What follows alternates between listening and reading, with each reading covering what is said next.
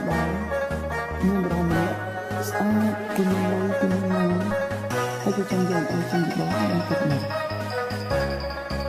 ហើយម៉ានជាបញ្ហាខ្ញុំអត់ជឿអូនជំនួសដល់ម៉ានទឹកឆាន់ឆាប់គូអូនមានអ្នកថ្មីស្រីលែងមានតាឃើញបងឯកា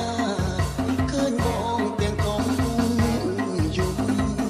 ពីមុនមានប្រាក់មិនក៏អូនរួចជួបជុំពេលនេះអ្នកណាប់ដូរ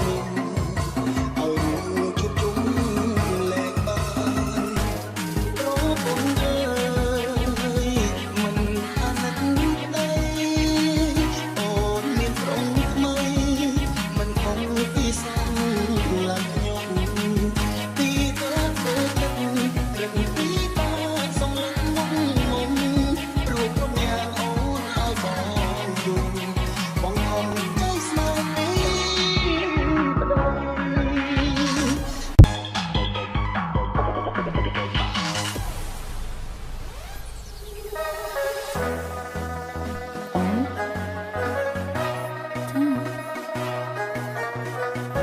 បានមានថ្ងៃមួយម្ដាយមានបរិមាណស្អាតគឺមានលុយគឺមានម៉ាន